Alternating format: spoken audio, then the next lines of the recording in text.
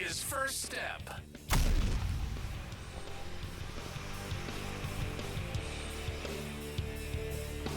Hey, welcome to the First Step podcast. My name is Kevin. Thank you guys so much for joining us. Today is Wednesday, September 8th. You guys are listening to this on Thursday, September 19th. Sorry, I said 8th. It's the 18th.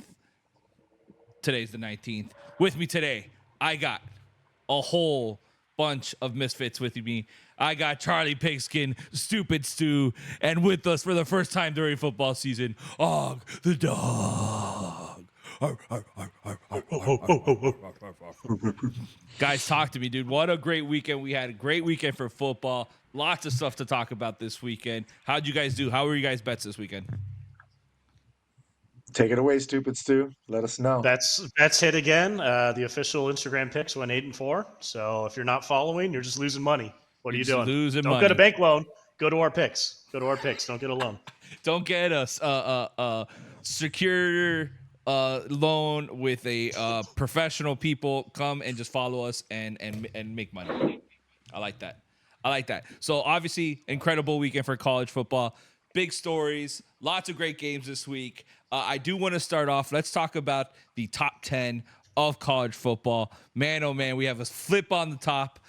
Texas took over Georgia, even though Georgia didn't lose. Almost lost against a Kentucky team that looked pretty good. But Georgia, obviously, still a very, very good team.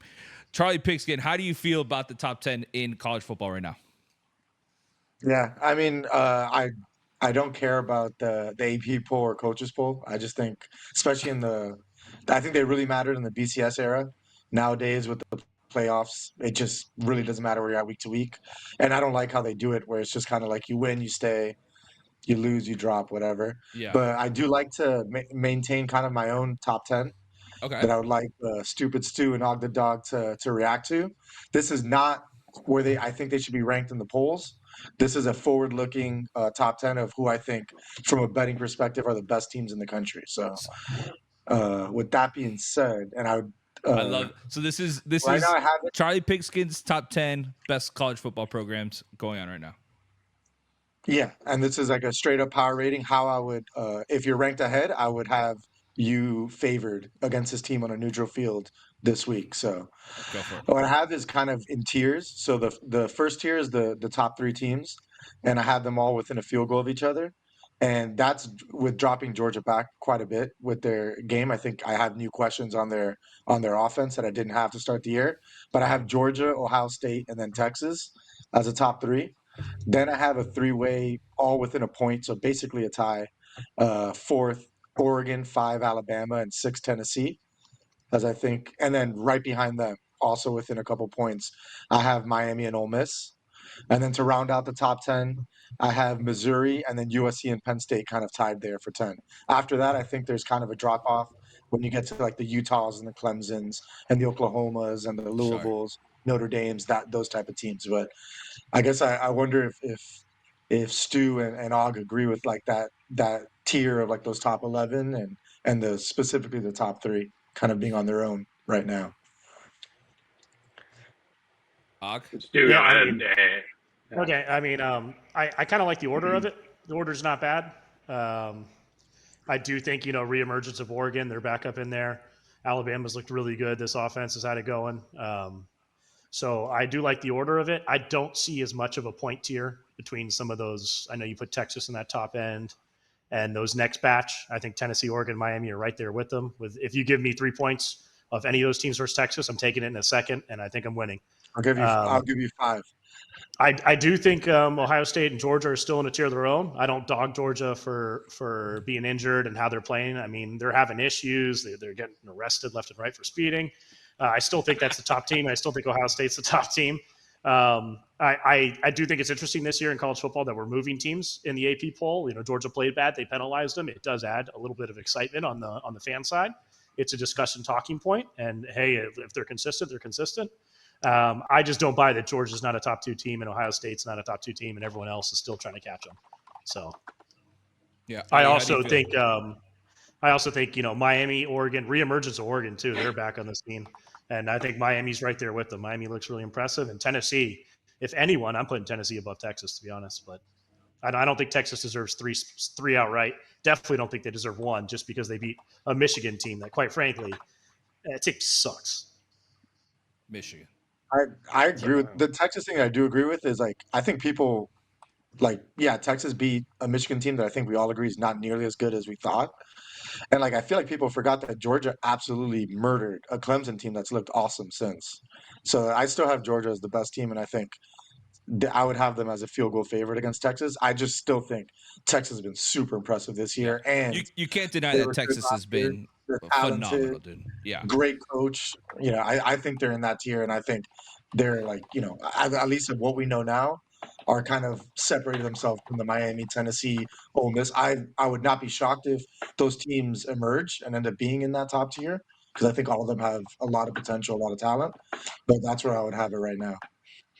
Yeah, I think my only thing with Texas, like, I feel like Texas hate from you guys. I like Texas a lot, man. I think they have a lot of I love weapons. Texas. They have two nasty QBs that could do whatever they want with the ball. I mean, we saw Archie Manning come out for Quinn Ewers and did great with that team, kind of dominated that offense. He ran a 60-yard touchdown. Who would have thought Manning would have been able to do that? I didn't know white people could run. Cooper's son. That's not Eli. Coop. That must be Eli- Archie. What we Cooper's never son. saw with Archie's athleticism, that must be it because the two younger brothers definitely don't have it. Peyton never Cooper ran was that a much in his receiver. life. Oh, sorry, Cooper. My bad, Cooper. Yeah, Cooper was a receiver. He wasn't a quarterback like That's these. right. Like, I mean, Peyton Manning might be the slowest person ever alive, and we all know what he is off the field. But Hey, Peyton Manning came in as a freshman and took down Alabama and snapped a streak in a rivalry game. I mean, Arch Manning came in a cupcake game against an awful UTSA team. I mean, I just think we're jumping the gun on Texas. Sure. I think they're really good. I just think we're getting ahead of ourselves here. Yeah, I mean, I'm not hating on it. I'm surprised you have Ole Miss jump down all the way to 8. Ole Miss is playing really good football. I mean, that all the way to 8, they're within 2 points of Oregon, who I have at 4. So like Sure. that group of between 4 and 8 is like really just personal preference. I think any of them would basically be a pick 'em, and Yeah, I'm super I excited about wouldn't. Oregon. Finally looked like last week they kind of got into their offense and they started playing, and I think that they're just going to go out of the moon. And we talked about how Dylan Gabriel's, Heisman candidate, super stud QB. I'm excited. I do like the Penn State, USC, kind of that tier you have there. So basically, you're saying there's like 3-4 tiers in the top 10, right? We have 3 or 4. 4. Yeah, I would say there's 2 main tiers with. Yeah, like Penn State and USC, I would kind of have maybe a point or 2 behind that second tier, but I think there's a big drop off from there to when you get to the Utahs and that other group. Just a lot more question marks. Very, very top heavy. SEC looks like it's dominating the top tier of this college football season. Not surprising, but man, I mean, we're saying 6 out of the top 7 are all SEC teams. Ohio State being the outsider there. That's something not to blink your eye at. That's an impressive. And I think what's going to happen at the end, what's going to end up happening is, right, these guys are going to be playing each other, and their records are going to start being affected, and that's where that AP poll and all this stuff starts kind of looking like a little bit crappy, because you can't say Georgia losing to an Alabama is the same as whatever we pick whatever 2 teams, or a Georgia having 2 losses or 3 losses. Exactly. It is what it Wait, is. haven't we seen that before? Didn't LSU win their first or their national championship with Saban with like 3 losses on the books, or no? No, they won in 2003. They won with just 1 loss, but in 2007 with Les Miles and who was their quarterback? The guy was at Seattle and at Green Bay. Jamarcus Russell, or no? No, Wasn't the it white Matt, guy. Matt. God, what's his last name? Not Mock. Mock was the first one. Yeah, it was Whatever. Matt. It was Automatic- something like that. It was 2 losses. They had 2 losses. That was the craziest year of college football ever. That's when USF had gotten up to 2. Wait, in 2007 was West Jamarcus Virginia. Russell, no?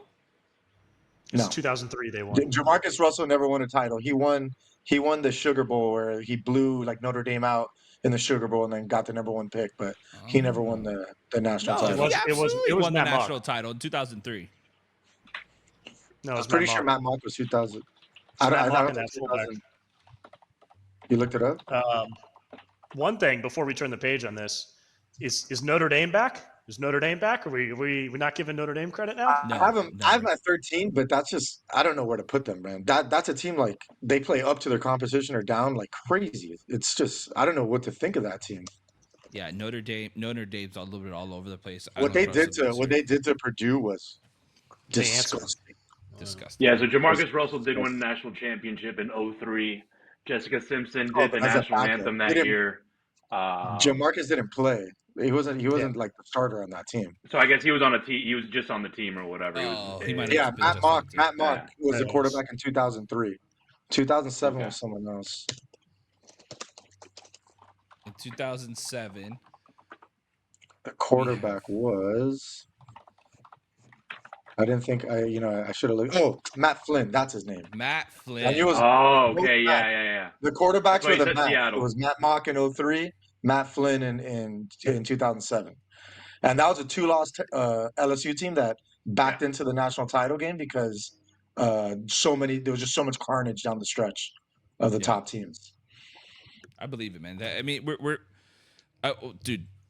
I'm super excited for this season. I think college football playoff is so much fun because now we're gonna have like I'm super excited to see what we're talking about how on your little tier list here we have teams that 3 points, 5 points on one of these Texas, Ohio State, Georgia have a chance to win it. They're gonna be playing against each other. They're playing an extra 4 games to get to the championship. 3, 4. I mean, I guess it depends if you have that first round bye. Yeah, exactly. That playoff is These going to these be intense. Yep. These seasons are And, longer and the, too. It's a battle of attrition. You see yeah, a lot of teams really resting players, being preemptive with it. Yeah. Um, I know Ohio State had issues, Oregon had issues, Texas is dealing with issues. Yep. You're seeing it with Georgia now. Georgia, I was talking about it last week. They had a lot of 50-50 guys. They sat them because they got Bama next week, and they're all talking about that game. So you're just Yeah. seeing teams, trying to make it through the season. So did you guys watch the Georgia Kentucky game? I was watching the game, and for a second there, I was like, man, is it more lack of like they just didn't care about Kentucky, or was it that Kentucky kind of? I mean, I don't want to take away from Kentucky. Kentucky played a really good game, very good defensive game. Obviously, in the grand scheme of things, I don't think Kentucky would ever have a chance to win a national championship, especially against Georgia. But was it more of like Georgia just not showing up that day? I do think that was the main problem. But like, look, you see this in college football all the time. A home team, this is the game of their season. Matt. Mark Stoops is a great coach who knows how to scheme up and play Georgia tough. He does it. He's done it as much as anyone else in the SEC as of late. And they just had a great defensive game plan, and you just knew how to do it. And like Georgia was a little uncharacteristic defensively. Not that they were getting gouged, but like Brock Vandagriff is a very, very Yeah. mediocre to below average quarterback, and that for the Kentucky's run game worked in a way it just didn't work like it did. It worked last week in a way it didn't work against South Carolina the week before, and they didn't have those turnovers. And that just Georgia offense never got settled. Like not once did Carson Beck look like himself, like what you would Yeah. expect. One of the reasons why I thought Georgia was the clear best team before the years, I thought this was like clearly Kirby Smart's best offense. And so far it's only been on paper. We haven't seen it yet. Even the Clemson game, they started off really slow. I think they had 6 points at halftime, and they got to 31, but it was a slow build. It wasn't that explosive offense that I think a lot of us expected.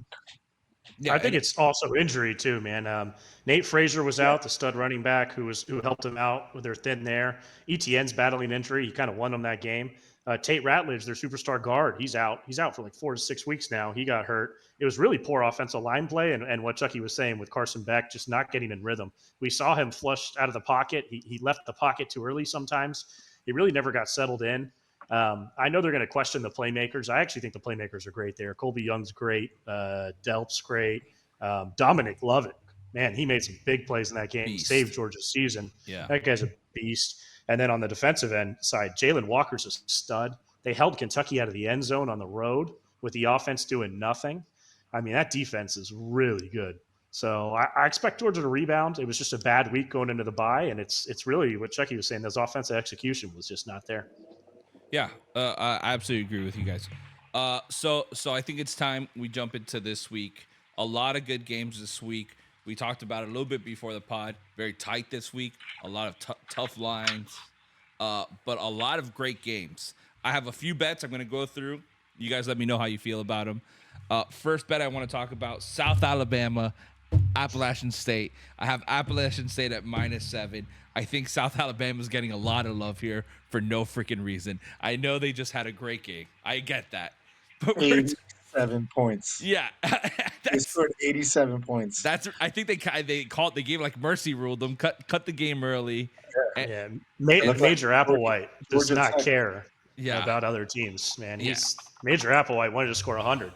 But I think was because crazy. that, I mean, I think if we saw this in the beginning of the season, it was probably plus 20 or sorry -20 Appalachian State. The spread would be something. I mean, I think the last few times Appalachian State has absolutely murdered South Alabama.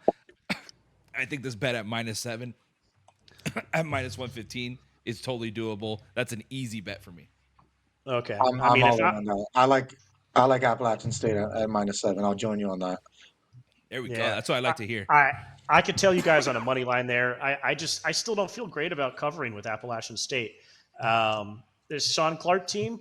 I mean, the run game's been really limited this year. Joey Aguilar, the quarterback's been okay. It's not a bad passing attack, but it's just not an explosive enough passing attack for the fact that the run games hasn't been existent.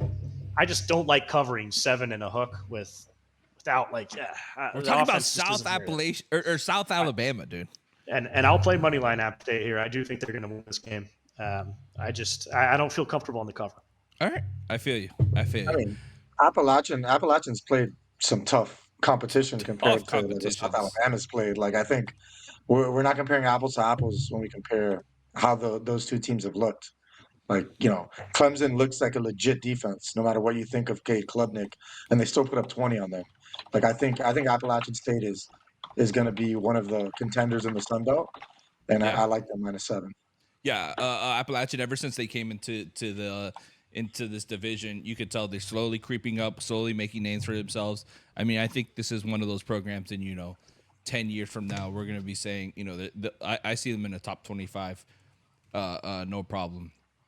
My next bet for this week, I got also that's a tonight game. That's a Thursday night game.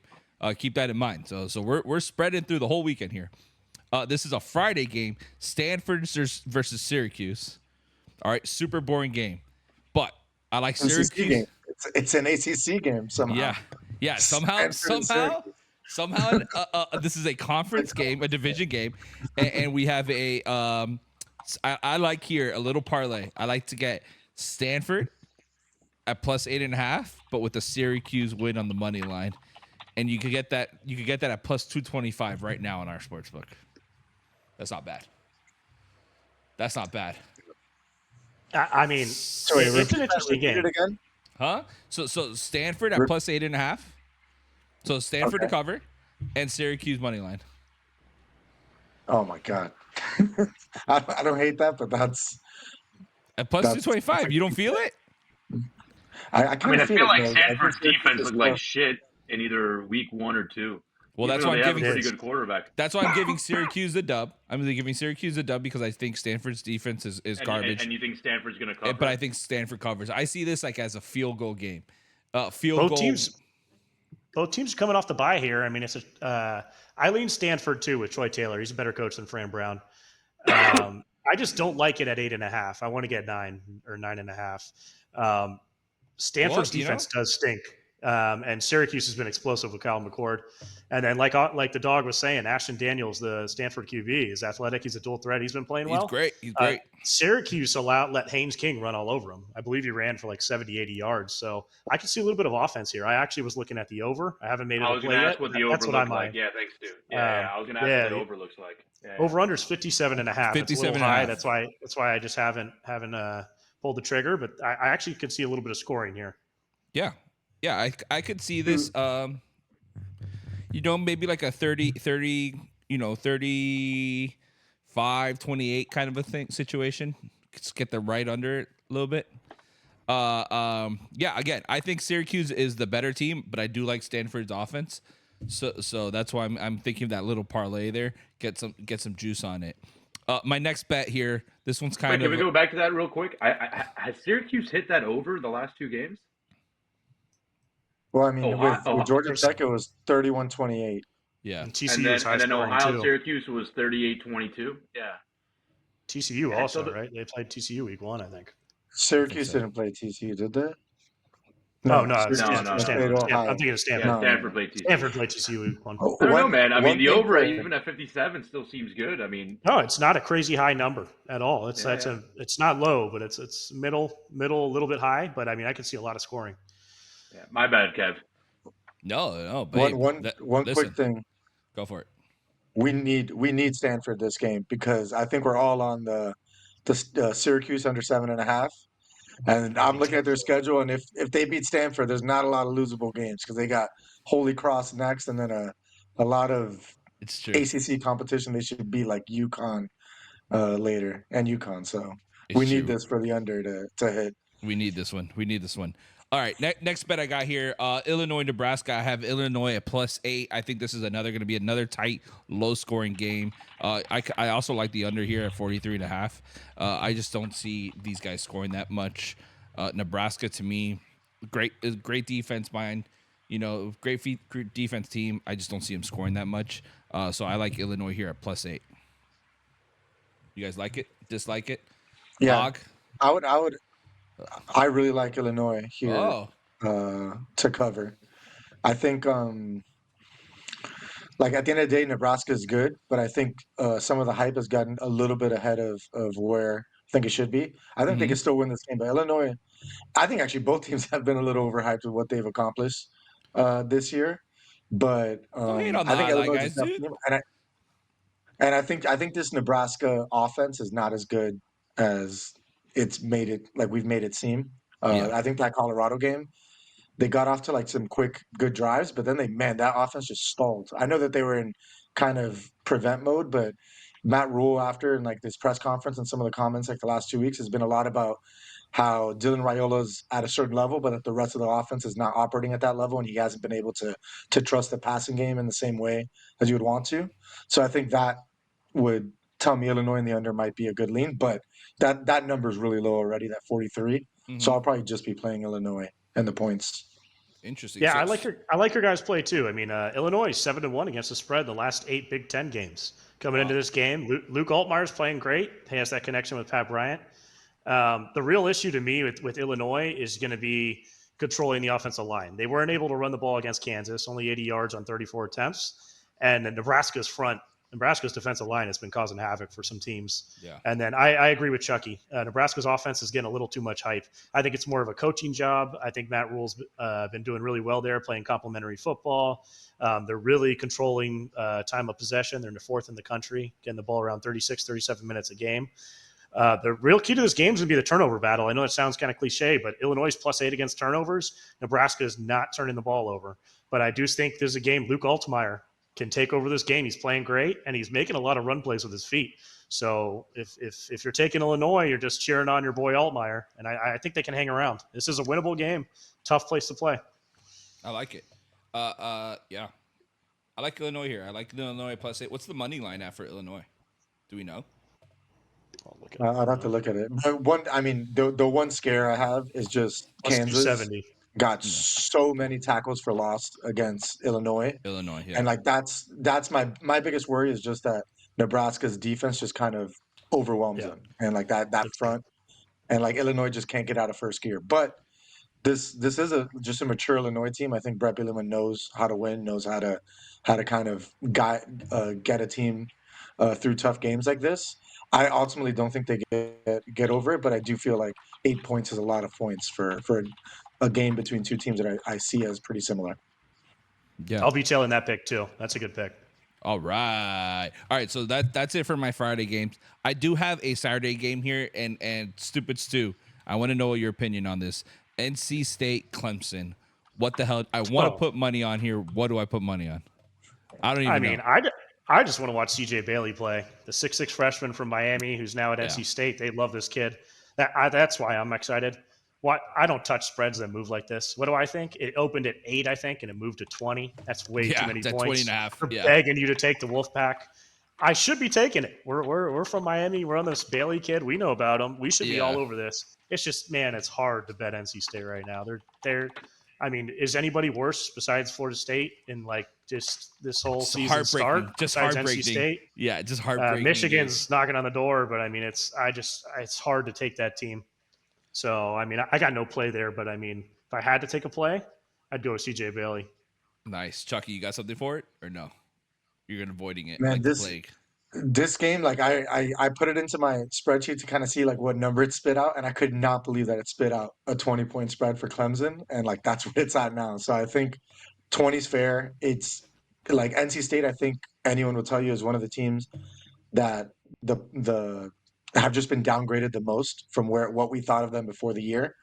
So it's just really hard to trust them to even cover 20 points. I think the CJ Bailey thing is going to be a positive. I think I was not very high on Grayson McCall. He was a big name, but what he did was great in the Sun Belt and great under Jamie Chadwell, who's an incredible offensive coach. He really, really struggled this year. I know he was hurt to start the year. That's come out lately, and now CJ Bailey's coming in for him. But I actually think they're upgrading at quarterback in that even if CJ Bailey's going to make mistakes, there's at least going to be an element of some liveliness to that offense. So I think if you're trying to cover 20, like Stu said, I think a lot of your hopes are in Bailey and that he can provide a spark that NC State just hasn't had. And Dave Doran is just a solid coach. He came from the Wisconsin tree of coaches. He's a Barry Alvarez guy from Brett Bielema's staff, and he just like coaches consistent, solid teams year in year out. We haven't seen that, but you got to figure at some point, especially in ACC play with teams he's familiar with, that they're going to find kind of their level and be a little more of the team that we expected at the start of the year. Cool. All right, next game I got here, James Madison versus North Carolina. This is more just because I think James Madison's going to get rocked here. Not rocked, but not do as well. I have it at over 47.5 total points here. I got it at minus 110. I think this is an easy bet to make. I think that's low for these two teams. I like this team, kind of 35-25, something like that. I think the spread's at 10.5, so it's right on that line that I have. So I don't want to bet the spread, but I do like the over here. What do you guys think about it? I'm fine with the over. I'd kind of lean UNC. I do think James Madison's hot garbage. All the hype last year, it's all great. This team stinks this year. Half their team's playing for Indiana right now. Actually, Indiana, they're doing great on Indiana. They're going to hit that over. They did a really good job recruiting for Indiana this year. And Bob Chesney versus Mac Brown. This is as boring a game as it can get. And I don't buy James Madison. I don't like him that much. I'd lean the Tar Heels, and the Tar Heels are looking good, man. They're looking good. They're not looking bad. They're on the third string quarterback though, and it's covering a spread of 10.5 is just yeah. Go ahead. No, go ahead. By all means. No, I'm on North Carolina 10.5. I already hit this. I really like North Carolina 10.5. I think I like betting against teams that are in their first year of a coach, especially when I think they've been hitting the portal pretty hard. Mm-hmm. And bottom line is one of like the big questions I had before the year. I bet Minnesota against North Carolina week 1, and one of the main reasons was I just didn't believe in this offense.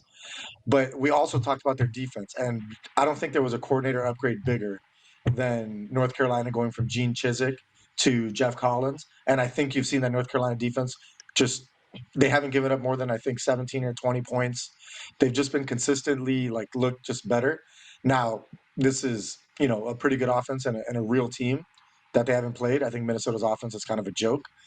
But I just think North Carolina, from a talent perspective, deeper in their program, not in their first year, and just a defense that's better, the best defense that Mac Brown's had since he's been in North Carolina.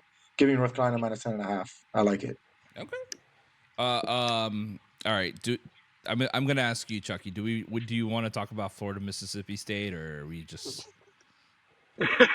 Yeah, I can't wait for this game. It was it's your first chance to maybe take all right. 2004, a Florida team that was still had some hopes, went over to Mississippi State to Starkville, and it was one of the darkest days in UF history. Yeah, we lost in an upset. It was on I forgot what it was called, the JP Pilot Sports or whatever it was called, where they used to play those off-brand SEC games. And Ron Zook was fired the day after. I'll never forget. And I think win or lose, Florida's heading into a bye week, and I'm pretty sure that come Sunday, Florida will be. Hold on, officially what are you doing, dude? Where are you going? I'm I'm gonna go outside for a quick sig. I've done this before. Oh, I love it. What is this? You start hearing Florida, Mississippi State, you go for a sick break. That's your Oh my God, this that's is your a signal. So you're off the Gators, Chucky? No, I know you mean, want. I we know you might want cover Billy to go. Mississippi State. oh Billy's Mississippi gone, State's a dude. joke. Yeah, Mississippi I think State's a the joke. Gators I just cover think it here. makes a lot of sense. Yeah, I think I think Florida should I think the win and Gators cover cover here, here. I but think At Mississippi 5.5, State I think it's stinks. at 5.5. dude, Yeah. Mississippi State is not a Power 5 team. Yeah. Now, I'm not Toledo sure beat the Florida is either, and it's on the road. tar up. But here's the thing: Billy Napier in his tenure has Anything can always happen. been much better at home than on the road. And we've been so objectively awful at home that I don't even want to imagine how bad we can be on the road. But look, It's I think they're gonna it's be better about on the road though. Sunday. They're getting booed at home. It's I about think they're gonna be better. Sunday having a new coach. Give me Mike Peterson. I don't care who it is. Give me an interim.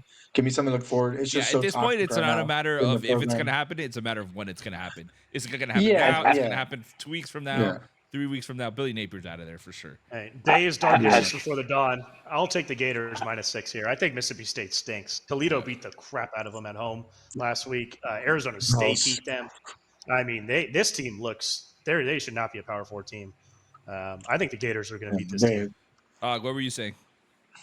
Has Florida had an away game? Is this their first away game of the year?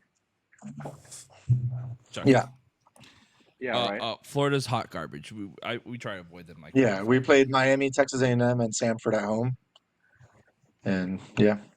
All right. Next big bet that I have. This one's going to be a little bit of a dog, underdog here. I have Georgia Tech at plus 300 taking on to Louisville. Man, I like Georgia Tech a lot. I don't know why. I like this team. I think that they could do it. They're going to do it at Louisville. You could also look at here at the under at 57.5. But I like this game 29-20, going to Georgia Tech, taking it at Louisville. Stupid Stu, what do you think? How stupid was that? I mean, what I want to know what number you got it at because I lean. I got plus Louisville 300. anything I got under plus 10. 300. Oh, you're checking money line? Money line, Georgia Tech. Yeah, Okay. full underdog, Okay, clean bet. Okay, cool. I mean, on the spread, I like Louisville anything under 10 points. I'll take Louisville if I can get a 9 in there, even maybe a 9.5. I think it's sitting at 10.5 right now. So at 10.5, I'd probably lean the Yellow Jackets the other way. My actual favorite pick on this game is the under 57.5, like you were saying. I do like that under. I could see this game just going under. I'm probably going to make it a play. I haven't made it a play yet. Nice. Chucky, you got something for this one, or you're just riding this one?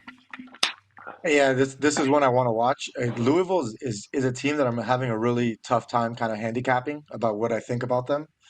You know, this is their first real game. They've only played Austin P and Jacksonville State, so it's to me this is a huge game. Georgia Tech is also a team I struggle because I think we all changed our tune on them so quickly because of that win over Florida State.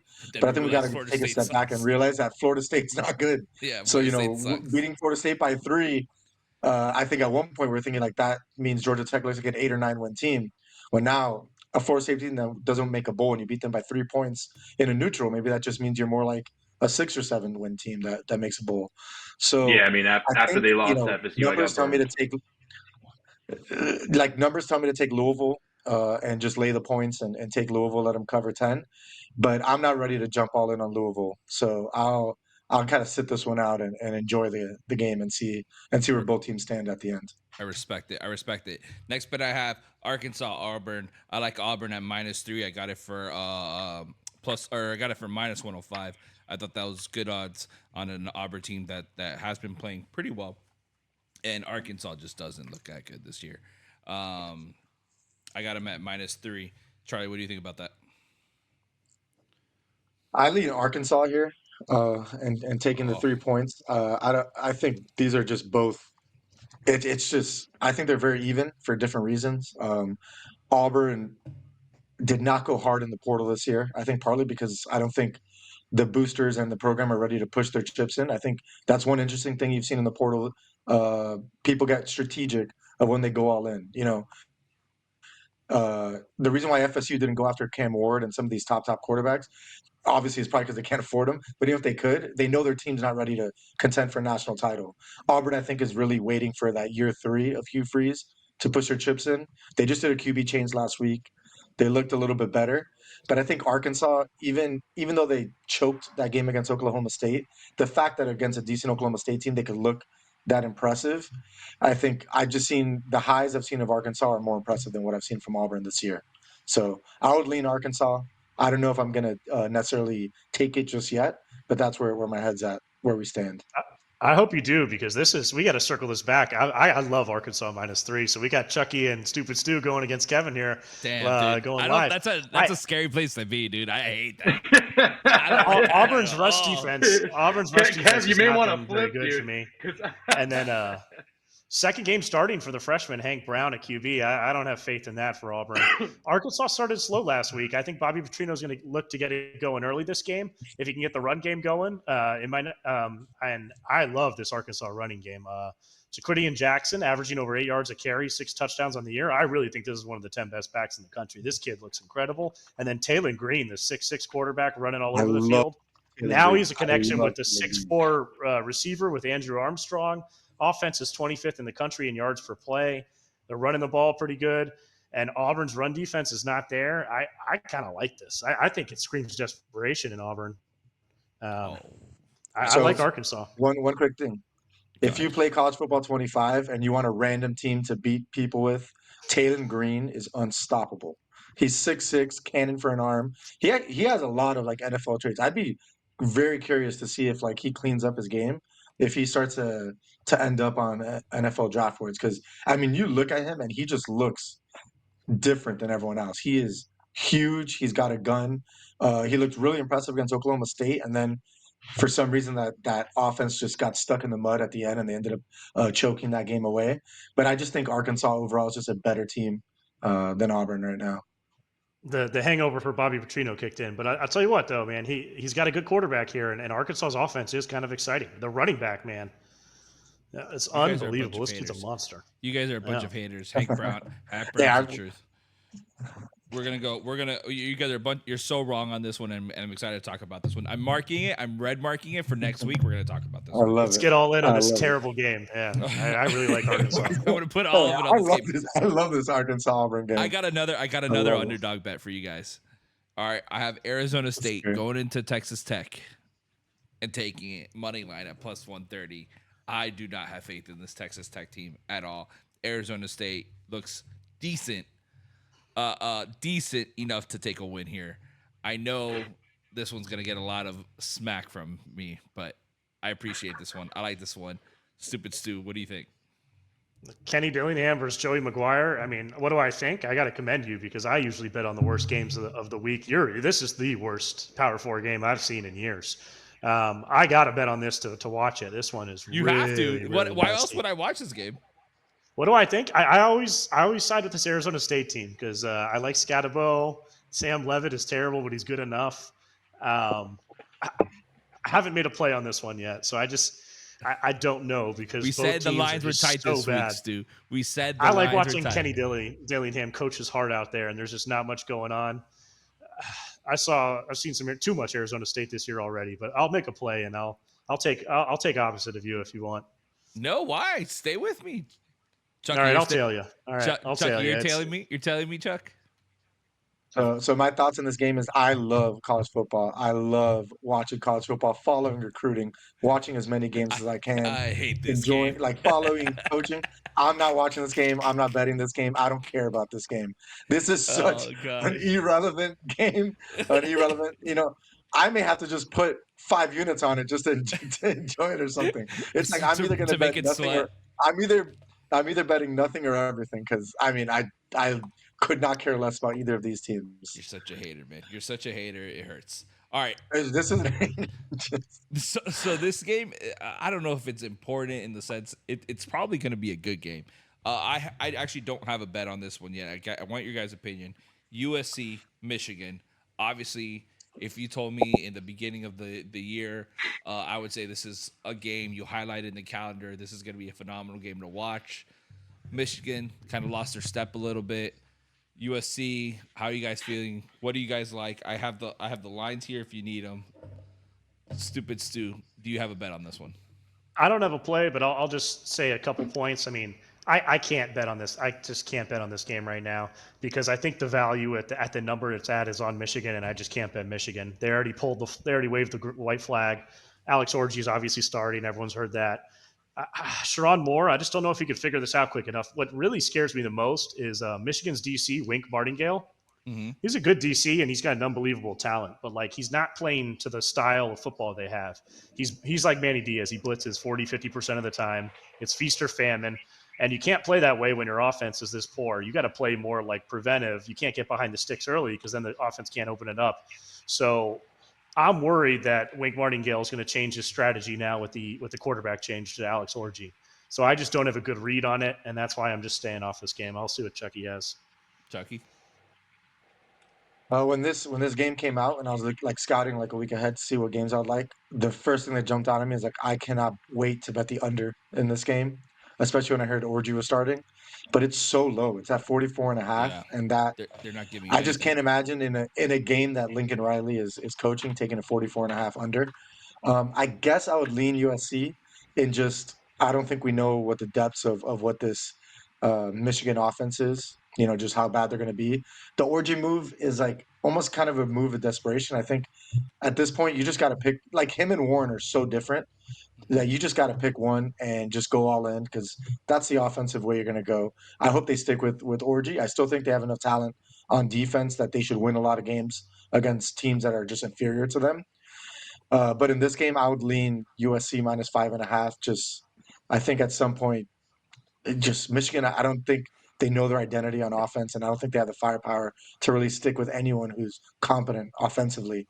It's just, man, it's just to take two teams to go into the big house to blow out a defending national championship Michigan team feels wrong, but that's just kind of where I would lean right now. It's not like it's like not nearly the same team though, right? Like Michigan's. Yeah, no, we understand the reasons they lost everyone. Like from, Yeah.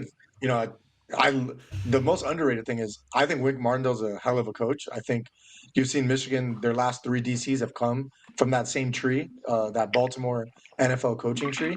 But Jesse Minter, I think, was the best DC in college football the last couple of years. I think Jesse Minter's one of like the bright young coaches in football. I think we'll see him be an NFL head coach sooner than later and be really good. I just think he's one of the best young coaches.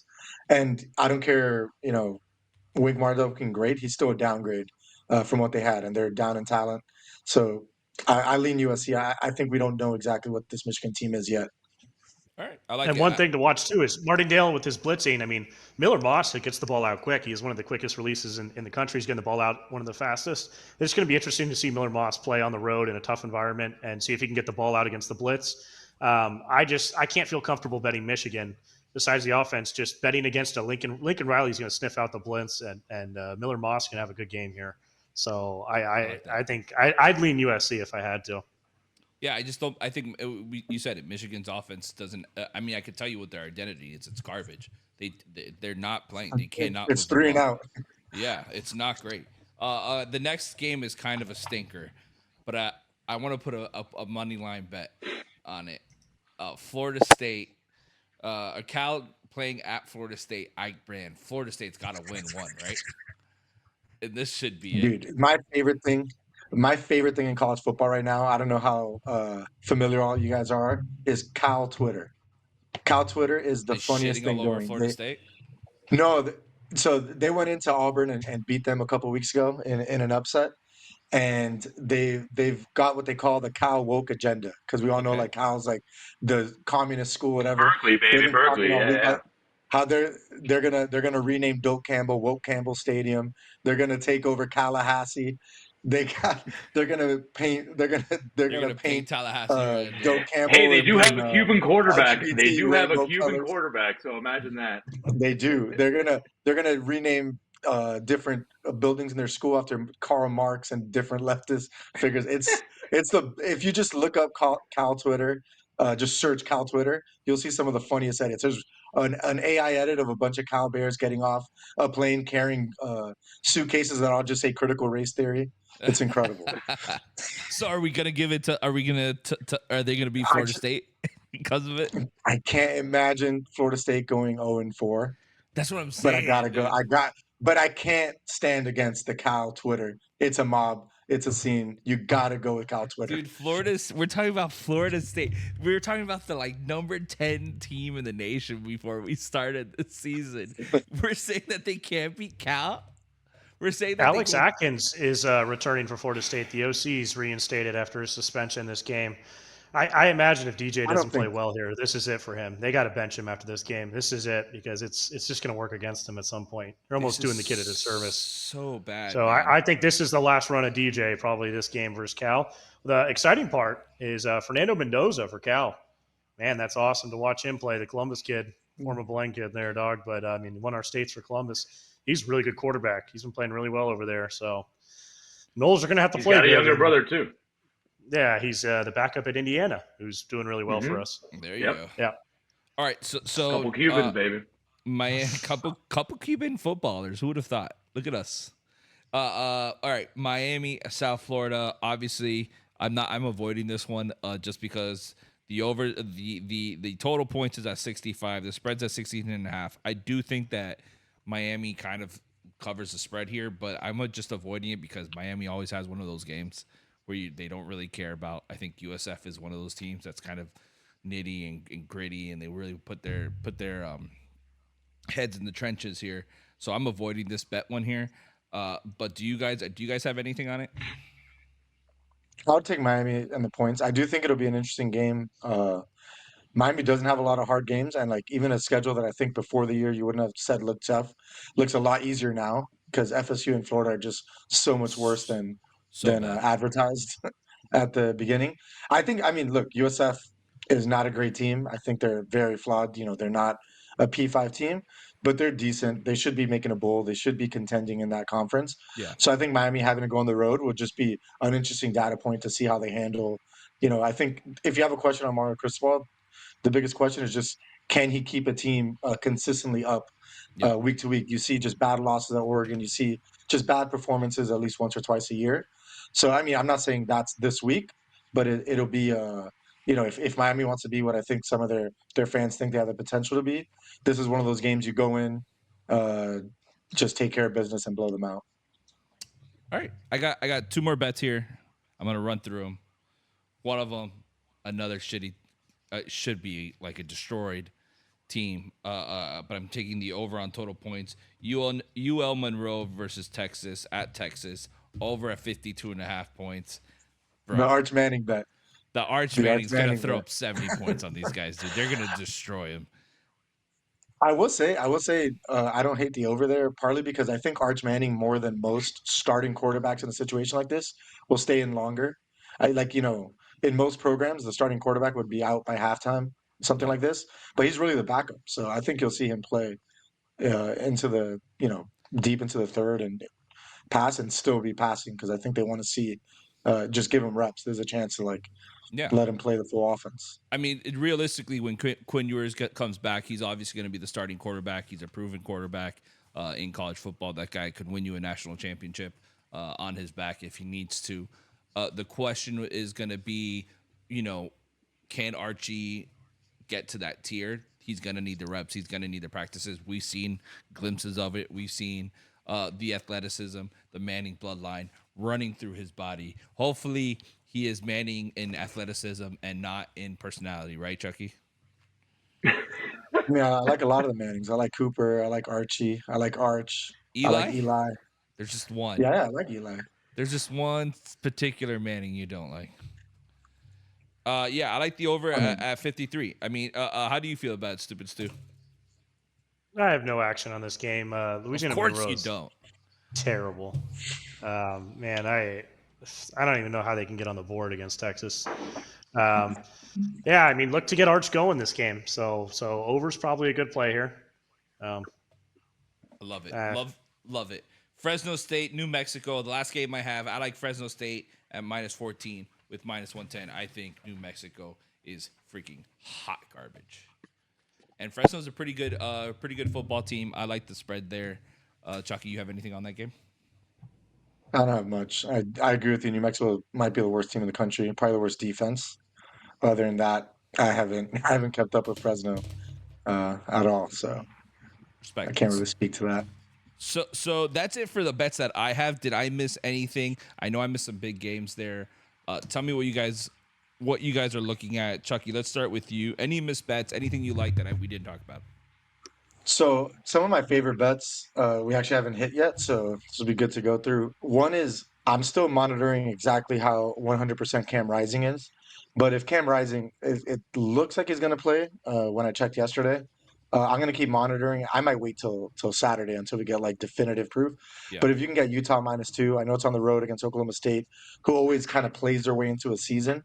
But man, that O line just has not looked good once this year, which should have been one of the best running games in the country is averaging 3.5 yards a carry, and Ollie Gordon just isn't being given a chance. And I think Utah, if there's anything they do, is they're always disciplined up front, good against the run. We all know what Kyle Whittingham is. So if Cam Rising is healthy, I'll take Utah -2. Before you Um, switch, I some mean, other games. because I have action on that game. Before you go on, I got a little crossfire. I kind of like the Cowboys +2. I also It's like the Hey, Cowboys, this is your man. team. it's a That's I your team for also these, it's a for like these the Kyle cousins. Cowboys. Whittingham, Mike Gundy battle. It's a battle of the Walking Dead out here with Yeah. coaches. You have seventh-year quarterbacks on both sides of the ball. Another Walking Dead thing right there. And then, I mean, Oklahoma State's won 7 straight home games against ranked opponents. They're 6-0-1 against the spread in those games. They beat Oklahoma and Kansas last year at home. And I'm just sick of this Cam Rising hurt stuff. They said his finger was broken. Now it's cut. Now it's a Band-Aid. I'm so sick of it. They did it all last year. Give me Allen Bowen. Give me Ollie Gordon. Give me the horrible running game that was supposed to be good and the Cowboys. You can go on. Sorry. Here's my thing. Kyle Whittingham. Utah. I heard the stat the other day. One of the few active coaches that have a winning record against Harbaugh and Saban. Very cool. Something to keep in mind. Anything else, Chucky? Yeah. So I also got this one I already pulled the trigger on is Rutgers +3. Okay. That's I know a lot of people on the other side. Virginia Tech was a super um, popular play before the year as a team to watch out for. They played well down the stretch, but I think there's a lot more problems in that Virginia Tech just makeup of the team than we realize. And I know Rutgers hasn't played anyone, but I think Greg Schiano has sounded really confident about what he's got. I think they've got a passing game they haven't had uh, at all since he's been at Rutgers. I don't think they're great. I don't think they're going to blow out Virginia Tech, but I think it's a team that's confident. I think it's a team that's going to be competitive all year, and I think Rutgers a little underrated. I think Virginia Tech's a little overrated, and I'll take 3 points in that situation. So that's one. Do you got anything on that, Stu? I don't. No. I have a couple Another one other I like games, but is I'll let you go. yeah. I like Tennessee -7. I got very lucky this week. Maybe the luckiest I've gotten all season is on Sunday when I checked the line. There was a little snafu at the sports book, and I was able to catch. They had a preseason line on instead of the actual line, so I was able to get Tennessee Oh. at +3.5 That's not instead even of fair, what it is dude. now. It's at -7. That was amazing. Nice. You got a 10 Yeah, point but swing I, on I mean, that. I know that was great. So I might end up taking Oklahoma my +7 just to middle it. But if I was Yeah. handicapping this from scratch, I like Tennessee -7. I think there's a good chance that Oklahoma, a decent team with a really good defensive coach in Brett Venables, can scheme up a way to slow down this Tennessee offense that has been great, but also been a little bit turnover prone, and keep this under the number and keep this as a really, really close game that Oklahoma can win. But I think the likelier case is that at some point Tennessee finds their footing and that explosive offense does what it does against just about everything and just rack up points in a way that I think this Oklahoma offense it has a lot of good pieces. I like the running backs. I like Jackson Arnold, but like it just hasn't congealed yet. I haven't seen it really come together, and I don't know if this is the game that they're going to figure it out against a Tennessee defense that, granted, hasn't played anyone, but looks like pretty stout in a way that Tennessee really hasn't had a defense in a while. Yeah, Tennessee, And Oklahoma, one of the then better games this week, right? yeah, I think that's the best game. I think Yeah. that's going to be a great one. And then my last two plays that I'm looking at here are Iowa -2.5. They're traveling to Minnesota. This is more of kind of a fade of Minnesota. I think Minnesota just doesn't know what they are offensively. They've really struggled offensively. I think Iowa's Iowa. This Iowa wins 10 games every year, winning games like this. They're going to win like 17-16, something Oh well, actually, they're going to win 20-17. Cover that 2.5. Let me not say, let me not say a Minnesota cover. But I like Iowa in this game. And then the last one that I'm leaning towards is Oregon State -4. They're playing Purdue, and both these teams are coming off rivalry blowouts where they both were on the wrong end of a rivalry blowout. But there's a big difference between losing by 20 something to a really good Oregon team and losing Yeah. by 60 to a Notre Dame team that couldn't score 20 on anyone else. So Yeah. Yeah. Yeah. I think this Purdue team is just bad in a lot of bad ways, and I'm taking Oregon State to cover. I like it. Stupid Stu, what do you have for us? All right, I got totally different games, so I got 3 games left still. I like TCU -3 at SMU. The sophomore QB, Josh Hoover, that quarterback for TCU, has been playing really well. It has over 1,000 yards, 8 touchdowns, no picks. The receiving core is dynamic. Savion Williams, Jack Beck looked good. McAllister, their slot receiver was getting all over the field. I look for a strong bounce back after that tough UCF loss. You know, they looked really well, and then they just let UCF get back in that game. And I just don't think SMU has it this year. I like Red Lashley, but they have O-line issues and quarterback issues, so I like TCU. The other game, one of my favorite plays, I found the worst game to bet on. I like the Duke at Middle Tennessee game. Under 52, I love this pick. Duke at Middle Tennessee. Love Duke it. is A little- horrible. Duke is horrible. No explosive plays with Malik Murphy. Cannot run the ball. Cannot throw the ball consistently. Cannot block. Manny Diaz can't figure that out. I can tell you right now. And then Middle Tennessee is one of the worst teams I've ever seen. No run game. They're getting sacked all over the field. And then you're going against the Manny Diaz defense when you can't run the ball and you can't throw it. I mean, they're going to get sacked all over the place. So, I mean, unless we're getting defensive touchdowns, under 52 all day. Love this one. And then the last pick, Michigan State at Boston College. Oh, Man, nice. this is the red bandana game, and I will never, ever, ever not have a bet with Boston College in their red bandana game. Everyone's going to have their red bandanas on. The place is going to be going nuts in Chestnut Hill. This is a night game, and Bill O'Brien he's a good coach, and he's got some playmakers, and Castellanos is playing well. He covered. He was a great team's cover. He covered versus Missouri. He held in there tough. This guy's found ways to win with Christian Hackenberg, who sucked. He won with Bryce Young, who sucks now. He made Deshaun Watson look all pro. So give me the Eagles -6.5. I'm looking at the over 45.5 too. I like BC. I like Bill O'Brien. Red bandana game, man. Get your red bandanas out. Listen, I like where we're at. You know, I feel like we're not fading each other too far, too many games here, or on too many bets. We're on a few, some that I think you guys are wrong on, but hey, it's here.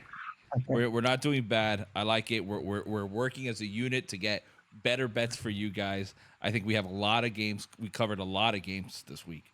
There's a lot of college football we talked about a lot of shitty games and a lot of good games, and we're here for it. Can't wait. And I'm super excited. That being said, gentlemen, it's time. You know, we started a little tradition here in the beginning of the NFL, and it hasn't been working out for us. You know, we pulled the Titans, didn't work out. Pulled the Panthers, didn't work out. What did work? The Eat the Cats parlay, buddy. How big was that? That was nice. awesome. That was awesome. A was listener nice. sent me his ticket, $50 on that parlay, made $954. Had a little bit of profit I on love it. to hear that. Big time. They're Dude. eating the cats. They're eating the cats. They're eating the cats here. I don't have any beer with me this week, but I do have whiskey, so I am sacrificing 2 shots. 2 shots to the football gods before I pull. Oh, that's one. Oh, buddy. And we're gonna do another one right here. I'll light another cigarette for the gods. No, I'm good. I'm good. All right, I'm grabbing the holy bag. And for all you listeners, listen, I don't blame you if you don't want to tail us on this. This is stupid. I'm pulling it right now. I'm feeling lucky on this one. We sacrifice to the gods. Here we go. Are you guys ready? Pulling it. We've got the Jets. We got Aaron Rodgers, baby. We got freaking Aaron Rodgers. Tomorrow Jeez. night at home against the Patriots. Why Jeez not? Louise. I'm not even mad about it. Actually, that's going to be the first game we're talking about right now. New England versus the Jets at um at New York. I like a prop bet here. I have Garrett Wilson at over 61.5 total receiving yards. I feel like this guy's been quiet all season. He's just dying to come out and blow up. I think Aaron Rodgers doesn't really have that many weapons. This will be his guy. And I think this is the game to do it. New England is not great. They don't have that much coverage on defense. They're definitely better than we thought they were going to be. Absolutely. They're better than we thought, but they're not a good team. But yeah, I mean, Garrett Wilson is definitely Aaron Rodgers is. I mean, that's who he's got to be throwing the ball. He's been quiet. This is a great spot for him to finally blow up, for fantasy owners to finally be happy in their investment in Garrett Wilson. So yeah, and that line, I mean, 61 yards. He almost had 70 against the 49ers had there not been 3 calls against him. So yeah, I like that prop for sure. Absolutely, that's a great prop. Yeah, I mean, Aaron Rodgers has been super slow. Slow to his standards these last 2 games. I don't know if it's rust off, that season off injury that he didn't have, but he only has about 343 total yards. I don't think the guy's been held under 200 for his last 2 games for a long time before this. So I think it's just about time that he just starts blowing up, starts stretching out that injury, and start chucking that ball. And showing us kind of, we had the Jets high, right? Like the Jets, we talk about the Jets as being a good contender, a good defense, and they kind of really haven't shown it this season yet. So I expect them to come out and play hard against a rivalry team, Divisional game. Yeah. But yeah, that's a great prop bet. Also, like in that game, why not another Brees Hall touchdown? Ramondre Stevenson, if you got him as low as he was, what a great pick. He's got his back. That guy just gets the ball. He's just constantly, they just keep giving him the ball. Take the ball. He's on the field almost the entire time. I mean, you saw 2 years ago, whenever there's no competition at the running back position on that team, Ramondre Stevenson goes berserk. Even though you saw Antonio Gibson have a nice game, he's still pretty much the bell cow. He does all the work in the passing game. He's got the experience. You saw last year that it was light, but last year they had Zeke, who took a little bit from him. So yeah, I mean, I like Ramondre. I like Brees Hall anytime touchdowns. I also like that prop for Garrett Wilson. I don't know if it's going to be such a high-scoring game. It's a divisional game. It's also a Thursday night game, so these guys, it's a shortened week. They could be tired. In terms of the point total, I don't know, but yeah, 61 yards I think is easy to hit for Garrett Wilson. Yeah, and the other thing about Ramondre Stevenson, just for you fantasy players, be careful with him coming out in the future. He's taking a lot of snaps right now. I think he's taking 100 snaps compared to Antonio Gibson, who's taking only about 30. The New England Patriots can't keep that up and expect him to go 17 games with that type of workload. And Antonio Gibson last week proved that he can take some work off of Ramondre. So it could, as the season goes on, just given how the Patriots' trajectory is, if they do start winning more, they may want to rest Ramondre a little bit more. If you're a fantasy guy and you got Ramondre, if you haven't picked up Antonio Gibson, pick him up ASAP, because Ramondre every year does get a little banged up from time to time just because they lean hard on him. And Antonio Gibson, I mean, at one point was a starting running back for the Washington Redskins. He still seems to have some juice. As I said earlier, you saw it last weekend. So you're going to want him as a handcuff if you don't have him already, which I think by this week waivers, I mean, I don't think Antonio Gibson is really that much available in any leagues anymore, because if I had Ramondre, I would definitely be going after Antonio Gibson. Yeah. That's pretty much for that game. So, yes, Jets. That's going to be our money line, our holy bag, our God's plan bet for this week. The New York Jets. Chucky, don't shake your head. We're doing 3 units on this one, buddy. We're going to make our money. I can't. I'm not betting the Jets. Oh, as a Dolphins fan, I respect Yeah. it. I respect that too. Yeah. I respect the move. I respect the move as just I get it. All right, next game I have Giants versus Cleveland. I like Cleveland here at -6.5. I think that's a really good bet. Giants are not a good football team. This is a team that cannot do anything. Cleveland, not bad, 1-1, playing pretty well. They gave us 6.5 points here. I like that. I like Cleveland winning by over a touchdown. How do you feel about it, Og? I think it's tough because, Cleveland's definitely they should be winning at home. I mean, they just went on the road. Week 1 against the Cowboys at home. Cowboys are a good team. They got a great defense. There seems to still be weaknesses on that offensive side. Deshaun Watson looked a little bit better last weekend. But, the Giants are god-awful. God-awful, I know that, yeah. I think the Giants didn't even score a touchdown this past weekend. I think they may have scored 22 points, but it was all on field goals. I don't know if I'd take the spread on that, but why not? Browns coming off a nice win away, coming back home. It's not easy to play in Cleveland, so -6.5, win by a touchdown. Deshaun Watson looking a little bit better. Their run game is going. They do have a really good defense, so they can definitely prevent Giants from getting into the end zone. So yeah, that's not a terrible pick there. I think all teams that were dogged by more than 6 points in the NFL covered last week too. Yeah. It was wild. I mean, we went 6-0 or something. So yeah, maybe that'll you get never the Giants, know. the G-men back in this. Yeah. So the next game I have, I'm just gonna go through a few bets, and then you tell me how you feel about them.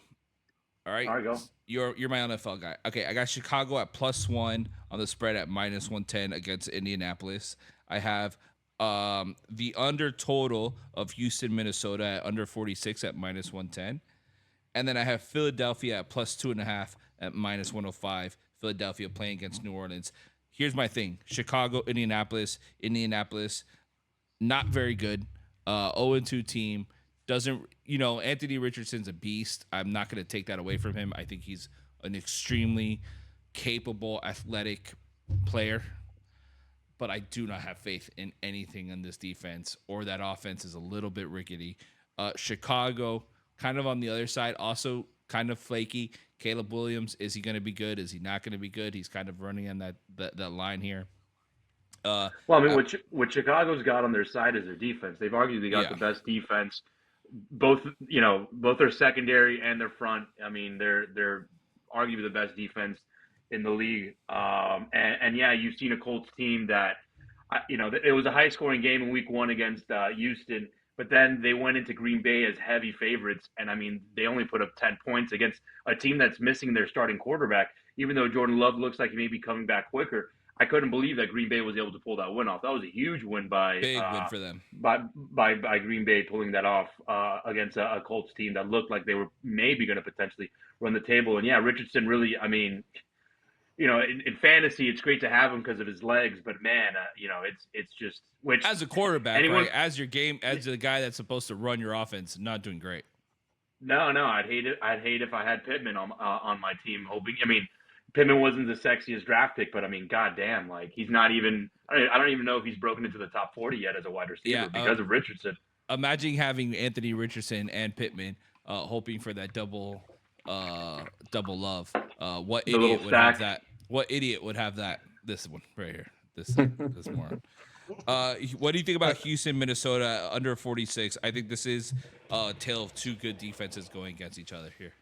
I don't know about I know we saw the Texans in a low-scoring game against Chicago, but like I said earlier, Chicago's defense is for real. I would do the opposite. I would go on the over.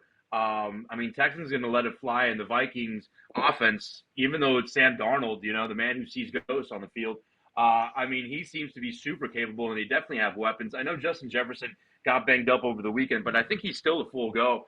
Addison, I think he's working himself back, but this Vikings offense has definitely surprised people. And, they just upset the 49ers at home. That 49ers defense could not stop the Vikings. And that Vikings defense was able to somehow, keep 49ers. I thought the 49ers were going to run away with that game. They couldn't figure anything out. You're talking about great coaching on the Vikings side. They've definitely overperformed in the first 2 weeks.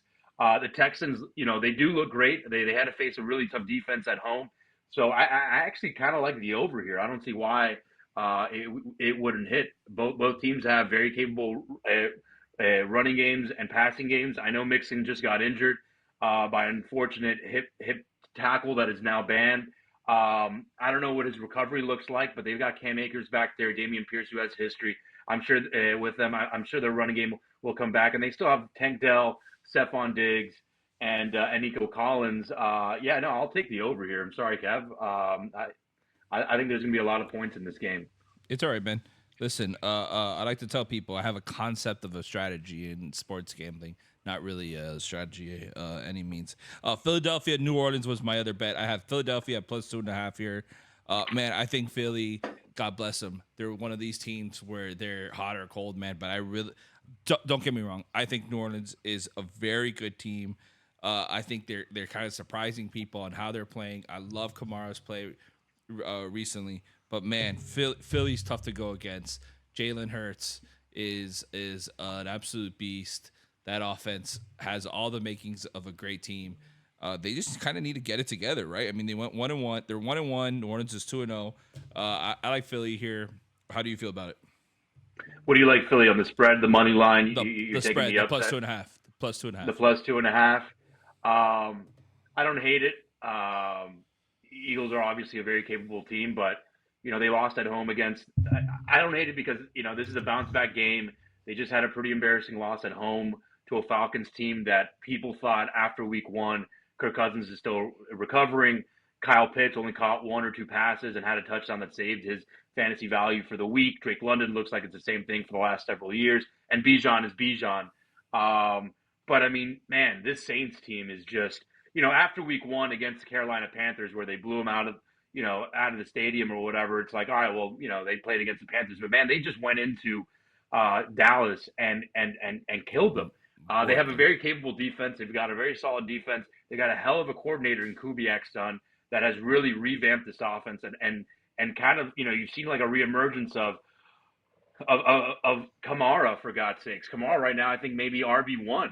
I mean, he in fantasy in half point at least had over 40 points. 42.5. He looks unstoppable. I do think you're going to want to buy low on Olave because with all the production you've seen from Kamara and even Rashid Shaheed and the way that they've used Rashid Shaheed, they haven't really needed to use Olave's strengths in terms of downfield play and catches because they've just been able to get on top of teams and go up early where they're just utilizing Alvin Kamara and controlling the game. But this game's going to be a great game to watch. We'll see if that offensive line that's great for the Eagles are going to be able to sustain that defensive front of the Saints because I mean they really killed Dallas. I couldn't have believed. I mean that was insane what happened. Yeah. I think that's kind of a case of a early season jitters on Dallas' part, man. I don't think Dallas was prepared for that game. Dallas, I mean, we talk about Dallas being one of the better teams in the NFL this year, and they just kind of got marked by New Orleans. The next game I have here, Chargers-Pittsburgh. I have a few bets on this one. I have Pittsburgh at -128, the under at 36.5, and I have J.K. Dobbins over 51.5 total rushing yards with the Chargers. I think the Chargers are going to be stepping up here. I like J.K. Dobbins here. I don't think he's been playing to his full potential. I do like Pittsburgh. Talk about a team that's kind of all over the place. You don't know who their starting quarterback's going to be. Russell Wilson went down, and then we have Justin Fields. Justin Fields now playing for him. I mean, Pittsburgh's always been one of my teams that I like, and I kind of root for. But I like here Pittsburgh -128, the under 36.5. And J.K. Dobbins over 51.5 total rushing yards. What do you think? Yeah, I mean, I like the J.K. Dobbins line. It's uncertain what's going on with Justin Herbert and his injury. I think he'll make it on the field. But I think the Chargers are going to have to do a little bit more than running the ball because the Steelers defense is very, very good. They get after the quarterback. But in terms of getting after the quarterback, the Chargers don't really throw the ball all that much. I like the Steelers at -1.5, and also on the money line. I think they do win at home, and it should be a close game. And I think they take it at the end. But I like that line. I mean, J.K. Dobbins, knock on wood, fantasy owners who got him. Hopefully he gets one more game. You get one more game out of him, but he looks great. He looks great. Yeah, he does look good. He's gotten, He looks young and youthful. yeah, and there's no competition in that backfield. I mean, Gus Edwards looks like trash, and I forget who their third running back is. I don't know if it's Kamani Vidal, but it's definitely the J.K. Dobbins show there. So I mean, at 51, I mean, yeah, he should hit that. That's a great parlay that with Garrett Wilson's prop. Oh, there we go. J.K. Dobbins, Garrett Wilson parlay. I like that. Dude. I like that a lot. All right, next game I have Denver, Tampa Bay. Buddy, I got Tampa Bay at -6.5 here. Denver freaking sucks. That is a shitty team. And Tampa doesn't look like they're looking to game manage. I mean, in week 1, they were throwing the ball till the whistle blew. Baker Mayfield with 5 TDs in the air. I don't see why they don't come back home and all of a sudden just air it out and just stomp on the Broncos. But I will say, I would bet on a third week of a Godwin touchdown.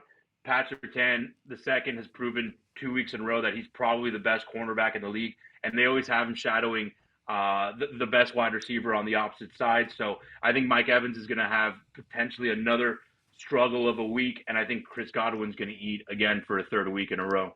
I like that. I like that bet a lot. Carolina, Vegas. I have Vegas at -6.5. It's kind of same concept. Carolina sucks, man. I don't think they got it. Vegas is playing pretty well. I got that line at -120. I thought that was a good bet. Yeah, I mean, I know Bryce Young is now benched. They're going to bring in, the Red Rocket, Andy Dalton. The Panthers just look terrible on all sides. I'll take the spread at -5 for sure. The Raiders, they went into Baltimore and they were able to pull an upset against, similar to the Dallas Cowboys, a very complete and great team. Unfortunately, with Baltimore, they can't figure out their identity right now. Yeah. And the Raiders were able to catch them. So yeah, I'll take Raiders at -5. I don't know what the prop bets look like for Brock Bowers, but let Brock Bowers eat. Everyone's coming around saying he may have the greatest fantasy year any tight end has ever had. I was in a league right now that a guy just traded away Brock Bowers for his handcuff, which is Austin Eckler, and it created an uproar for obvious reasons. I love it. Here's my thing. With Bryce Young, are we sad about it? I mean, this is like a guy that was coming in the league. Everyone kind of talked about it. Undersized. Does he have the tools? And we just saw. I mean, what? How long has he been playing? 2 years? 3 years? A year and 2 games. This is his second year. But he is undersized. But the difference between him and a guy like Kyler Murray is that he doesn't have the legs. And he doesn't have the arm either. He doesn't have the legs. He doesn't have the arms. He was able to be so successful, somewhat like, I hate to say it, Tua, in a system that just had studs all over. So yeah, I mean, sorry, Carolina fans, you guys made a mistake. Yeah, Bryce Young really I don't think it's going to be your guy. I think when we talk about undersized QBs and we talk about Bryce Young, I mean, I feel like every undersized QB that's done well in the league has had exemplary, extremely high potential in another aspect. We have Drew Brees out of the pocket was amazing. Russell Wilson throwing on the run, incredible. Guys like that, Kyler Murray, you said it has the legs. Bryce Young kind of doesn't have anything, right? So it was only a matter of time that this guy was going to get sat down. Andy Dalton, I just feel really bad for him. The Red Rocket, I think that guy just wanted to retire, collect his paycheck, stop coming in for these teams, just collect the paycheck, and he's still going at it. God bless. I don't think Carolina has a chance. I think that's one of the worst 0-2 teams that we have. Next, we're going to talk about our home team. Oh, go ahead. But I will say one prop bet that I do like. I think at some point this season, and it could very well be this game, Deontay Johnson over 46.5 yards. I think Andy Dalton can get him the ball. Bryce Young obviously can't, but I think Andy Dalton can get him the ball because I think Deontay Johnson is a talent and he is very good, and he just needs a couple of plays to get that. So if there is a prop bet to get there on the Carolina side, I think Deontay Johnson over 46.5 is one to roll with. I like that. All right, next game, home game, Miami, Seattle. Man, this Miami team. What do we think of it? We lost Tua. We're getting our. Yeah. I don't even know what to say here. I don't even know what to say here. I'm super sad about it. I was high on Miami this year. You know, I'm a Tua. I'm a Tua defender. I thought he had the talent, he had the skills, he had the arm strength, but he just doesn't have the availability issue, which is an issue. I mean, we always people say it's a saying in football, right? The best of ability is availability, and Tua is he just went out of the count for a fourth concussion. We don't know if he's coming back. I hope all the best for him. I'm sure he is coming back. But now we have Skylar Thompson running our offense this week, and then hopefully next week we get a glimpse at Pro Bowler Tyler Hunter. Am I saying Huntley. Tyler Huntley. Man, I'm actually super. I don't hate the Tyler Huntley pickup. I think he's a great quarterback. I think anybody with this kind of weapons around him can do well. I think Mike McDaniels is a good offensive mind. He knows how to use his players. I don't think Skylar Thompson's the answer. I think we're going to be playing a tough Seattle team in Seattle. I don't like it this week. I like the under here at 42 at -110, the total under. I don't like betting against Miami, but I will say that this game, I don't see it being high scoring. How do you feel, like? Yeah, I mean, as a fan, it really is tough because, you know, we just took a huge blow losing Tua and Skylar Thompson. I mean, we've had him for a couple of years, and we know he's just not the guy at all. And now we're going to go on the road to the other side of the country to go play a Seahawks team that's kind of been cooking. I mean, they had a rough start in week 1 against Denver, but good, man. Yeah, I mean, and Denver's got a pretty solid defense, and they still got that win, and then they went on the road, and I mean, Geno Smith looks like, you know, like he looked like 2 years ago. JSN is the receiver that we were hoping to see last year.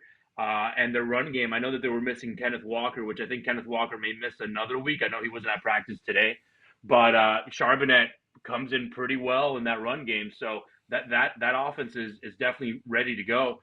And I can't speak much on the Seahawks defense, but, you know, there's the fact that we have Skylar Thompson under center. You know, it's going to be rough. It's going to be really, really tough for the Dolphins, I think, this weekend, especially after the big blow that we saw last week. So, yeah, I mean, you know, I'm not betting against the Dolphins, but if I were to bet this game, I'd go Seahawks -4.5. You're a monster, dude. How do you even say that? And how do you say that? Come on. I mean, I have to say something, right? We could talk about anything else, but you don't just adamantly go ahead and go against the Dolphins. And I knew it. I knew we were going to get to this. What game, are we doing, dude? What are we doing? I gotta be honest. I would love to see the upset. I'd love to see this defense finally look in sync and shut down that Seahawks offense. But you know, if Skyler is not going to be able to keep that defense off the field, it's just going to be real tough, especially with a Seahawks offense like this one. I mean, Metcalf, Jesus Christ, he looked like a monster. Dude, Metcalf looks like he's like 26 and just killing the league, man. I love DK Metcalf. I've always loved DK Metcalf. He looks so good. God bless him. I think he may be 26, actually. No, he's got to be older. No, he's got to be maybe. Older. Next game I have Detroit at -3, +100. I got them against Arizona here. I am a big Dan Campbell lover, and I'm here for it. I think they're gonna rock Arizona. How do you feel about it? Yeah, so DK Metcalf is 26 years old. Oh, dude, I nailed it then. Never mind. He looks just about how he's supposed to look.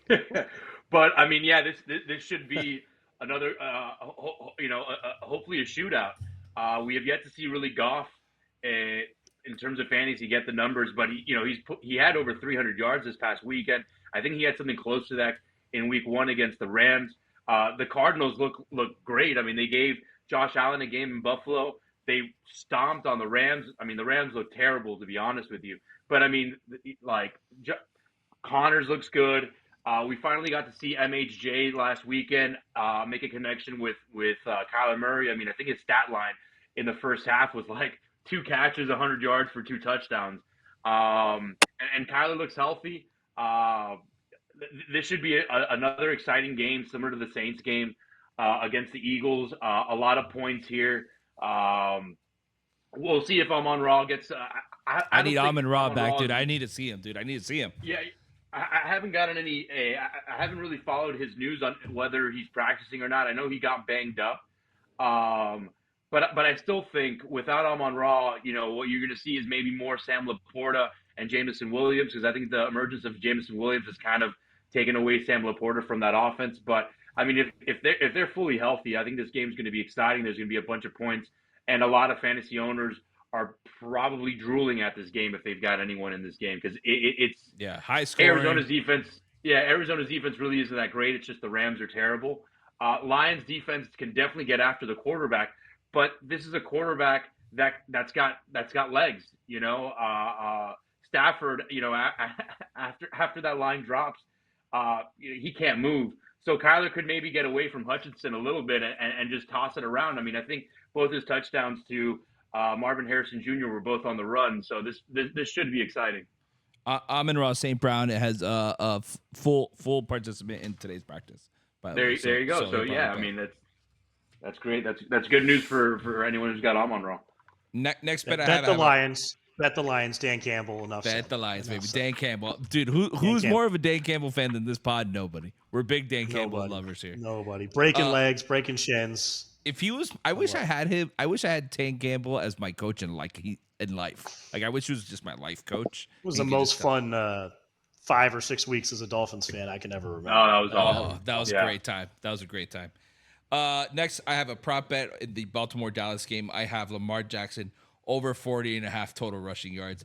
I feel like Baltimore's offensive line just cannot stop anybody, and Lamar Jackson is just constantly on the run, and he's constantly moving.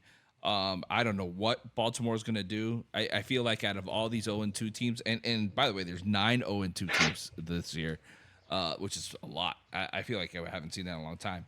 But Baltimore is one of these 0-2 teams that I do think are better than what their schedule or what their record is showing right now.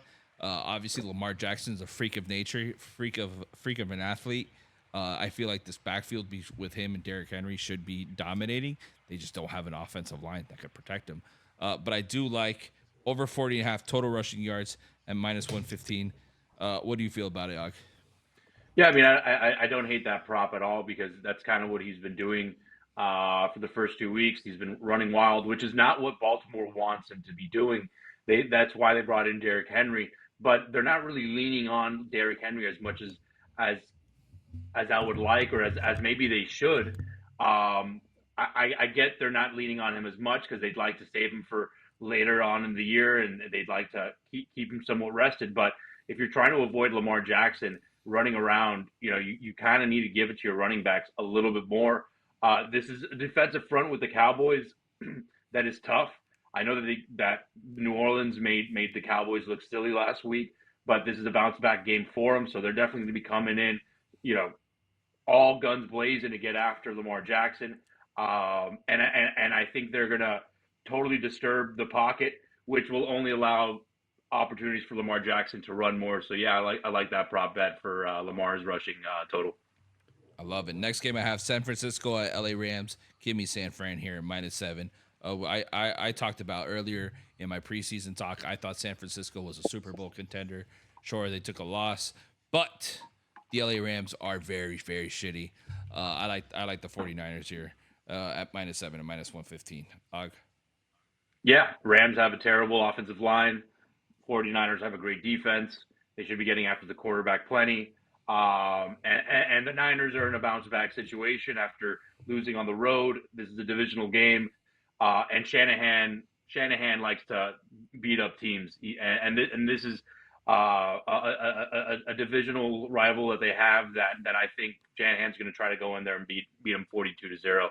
And I think he'll be able to, because the Rams, I mean, they're just really bad right now. Losing Puka, Cooper Kupp looks like he may be, missing extensive time. That offensive line is a disaster. Havenstein's still injured. I'd be worried if I'm a Kyron Williams owner, to be honest with you, because if they're going to have to lean on him, we've seen Kyron get banged up. That's true. So yeah, give me 49ers -7 for sure. Love it. Next big game, Kansas City, Atlanta. I think this is going to be a high flying offensive game. Give me the total overs at 46.5 at -110. I feel like Kansas City should win this game, but I do like just both offenses just kind of going out and scoring. How do you feel about it? Yeah, I mean, similar to last year, Mahomes and that offense in terms of in terms of throwing the ball, it doesn't look great. Um, they just sustained an injury to their top running back in Yeah, Pacheco. Pacheco's out. They'll have Carson Steele coming in, but I think in terms of the running game with the Chiefs, it's going to be a combination of a bunch of guys. They just picked up Kareem Hunt. The Falcons aren't terrible, man, but they're not really scoring as much. I think Kirk Cousins is still somewhat recovering from his Achilles injury. He is looking at Drake London more, and they did run more play action. I don't even think they ran one play action play against the Steelers in week 1. But yeah, it could very well be a shootout between these two quarterbacks. They definitely both have still solid offenses and offensive lines. Chiefs defense is still pretty good. So if they get back there, there's nowhere for Kirk Cousins to go, and you could all of a sudden see a lopsided win by the Chiefs. But who knows? I mean, the Falcons were able to go into Philadelphia and beat an Eagles team on Monday night. So I think that's a tough game to really bet in terms of who's gonna be the winner. But it should be fun. I really hope there are a lot of fantasy points in that one. There we go. You have a lot of people on that game. Yeah, I got Rashee Rice. I got Drake London, which, I mean, Jesus, for once, just 1 week ever in my fantasy career could Drake London have a good week. But Bijan should do well. I don't know what to make of the running backs over in the Chiefs right now. But I think we'll see Kelsey get more involved. I think we'll finally see Kelsey have a good game, and fantasy owners should finally somewhat be happy with what they with him. Listen, After Kelsey him. just made $50 million not touching a football. I think he's done after this year. He's just trying to get the year over with. Yeah. Next game I have Jacksonville, Buffalo. This is a classic. Jacksonville sucks really bad. Buffalo's pretty damn good. Give me Buffalo at -5.5. Yeah, absolutely. Josh Allen looks. I think everyone was worried about him not having any weapons in terms of wide receivers. It doesn't matter. He's throwing the ball. He can make plays. Yeah. I mean, he's throwing the ball. He's running the ball. Their defense looks better than people would have thought. In the last several years, their defense in terms of personnel has kind of become slightly depleted. They had a great defense 3-4 years ago. A bunch of guys have left, getting paid elsewhere. But McDermott does a great job preparing that defense, and that offense looks to go -5. I think that's easy. Bills takes down the Jaguars. Trevor Lawrence looks terrible. Yeah, I'll even take it at -10. I think the Bills freaking romp them. I don't think Trevor Lawrence can do anything. I mean, he just lost at home to Deshaun Watson and the Cleveland Browns, for God's sakes. Yeah, I agree. Jacksonville. Sorry. Washington, Cincinnati. I have Cincinnati at -7.5. I think Cincinnati's one of these 0-2 teams that they're just getting a bad break, man. They can't find that W, but they're a very good team. Joe Burrow's a very good quarterback. Washington, not that great. I like them at -7.5. I would even get them at -10 in this game. How do you feel about it?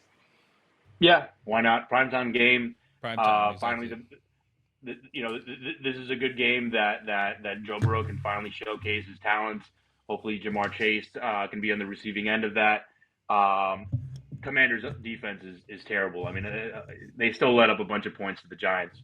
Yeah. So yeah, I'll -7.5. Yeah, give me the Bengals for sure. Love it. Any big picks or any big bets that we didn't go through that you liked? Damn, I actually did have one and I totally forgot. Actually, my best bet of the week was honestly Godwin. Just because Patrick Tan's going to be shadowing Mike Evans, and Godwin looks great in that offense. I still think they're going to have to put up points, and there seems to be a great connection between Baker. So 100 yards and a touchdown to Godwin, why not? So as it stands right now, we're in week 2. Where do you guys feel who's winning the Super Bowl? Early pick. Gave it to me. Get Aug.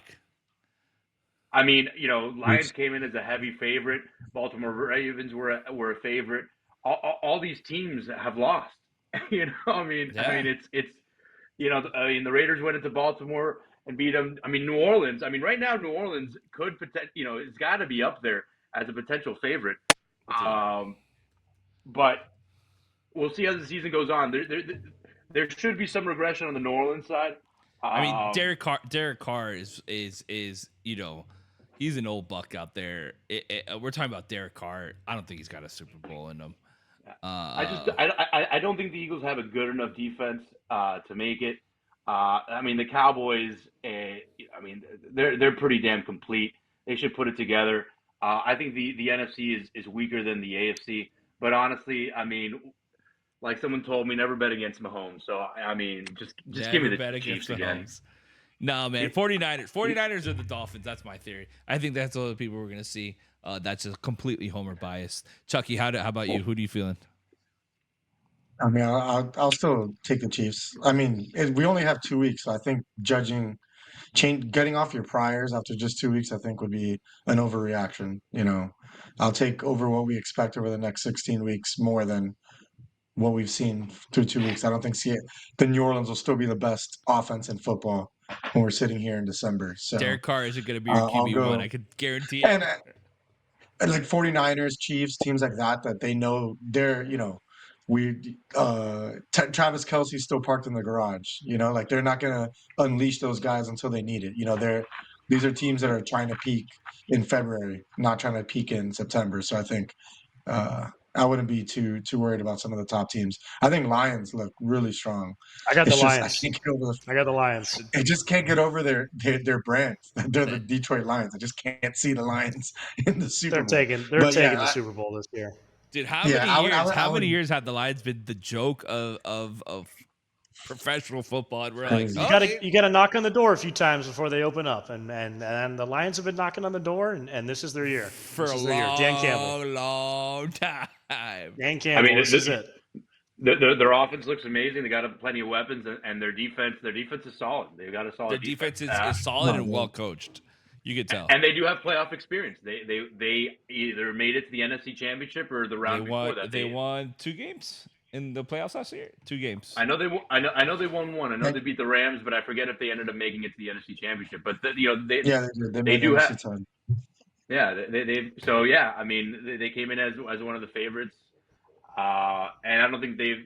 I think they still look as so much as a favorite. But to Carl's point, too early to tell. And yeah, I mean, I do think there's going to be some regression in the Saints offense. Defenses are going to start adjusting to what they're doing, and then the Saints are going to have to adjust. And to what Carl said, all these teams that may not look so great that we thought were going to look better, it's really because they're just saving themselves for, it's a 16 or an 18-week season, and then the playoffs, they're kind of resting guys up or whatever it may be. But we're not seeing all that they can do. So we'll see. We love it. I do got to say, Kev, when you guys were talking about the Dolphins and Skylar Thompson, I was getting just flashbacks to that 2000s run. We just had so many quarterbacks over the time, and Tyler Thigpen and Cleo Lemon. And the Cleo Lemon, the Ray Lucas. I'm just so depressed about the Dolphins. Do you think you could name all 16? Just so sad. Like all 16 quarterbacks? Dude, we had a lot. Between Dan Marino, Josh Rosen is the low point. Listen, between Dan Marino and Ryan Tannehill, I'm pretty sure there were 16 quarterbacks.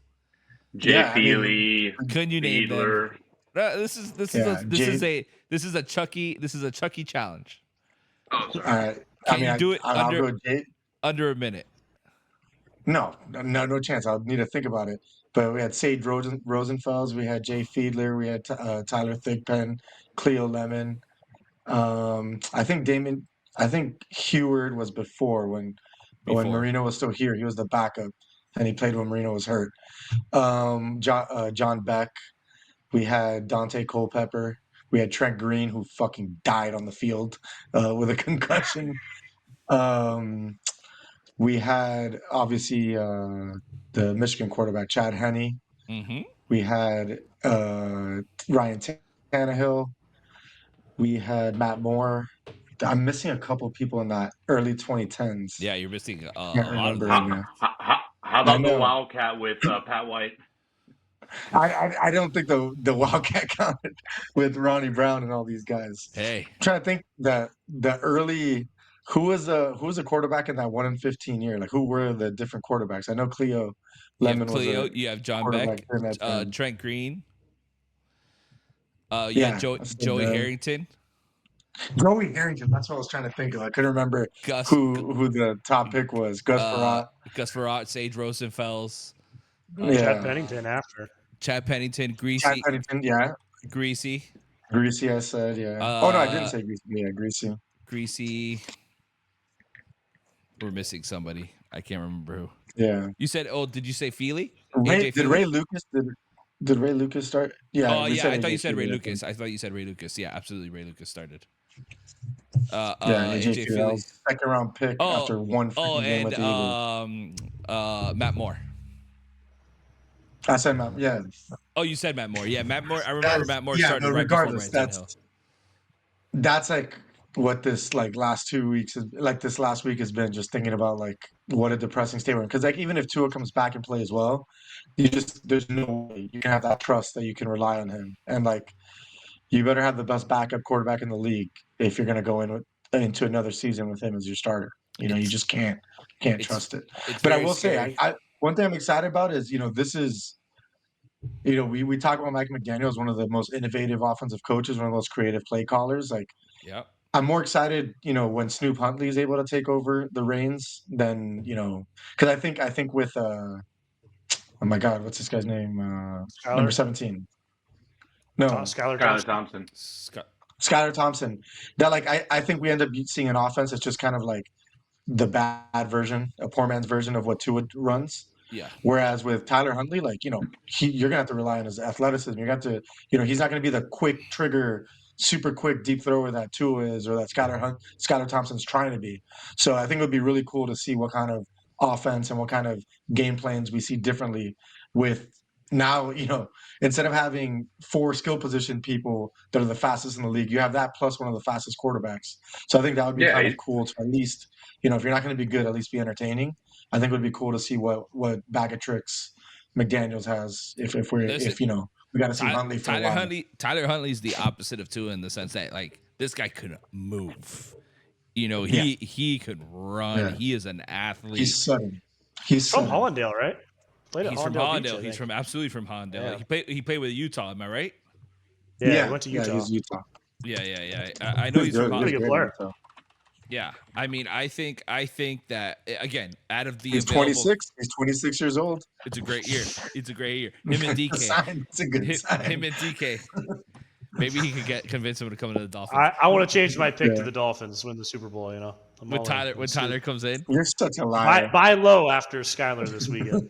Yeah, that's the move. Is buy low. I had the freaking Dolphins winning the AFC East, and now I'm like, the Bills look pretty good this year. I don't know. I know. Anyways, guys, thank you guys so much for joining me. I think this was a great pod, a great long pod. Listeners, if you're still listening, thank you for listening. As always, we appreciate it. Make sure you guys like, follow, subscribe. USA Soccer still going strong. Still an institution in the United States and nowhere else. And we're excited for it. Guys, make sure you follow, subscribe, you like. Make sure you guys find us on Instagram, find us on TikTok. You guys are going to see there our picks that we all talk about. Maybe we'll get Aug the Dawg to throw in his official picks for the NFL this week. And we'll throw them up there for you guys. And we'll also throw in the geocache, which you guys are basically stealing my money. See, you steal my money and then you make money at the same time when you listen to our podcast. This is a win-win situation here. It's a lose-lose situation for me. I don't know why I do this. I'm so dumb. I should listen to my own advice and listen to other people. But thank you guys so much. We appreciate it. Have a good weekend. Enjoy. Gentlemen, thank you. Goodbye. Let's do it. You've been listening to First Step. We told you we don't take this too seriously, didn't we? I'd say we've proven that. Yes, we love sports, and we love sports betting. But we like the funner side, not the stuffy side. We hope you had a blast like we did. If so, make sure to like, rate, and review. We'll be back soon. But in the meantime, find us on Instagram and TikTok at First Step Bets.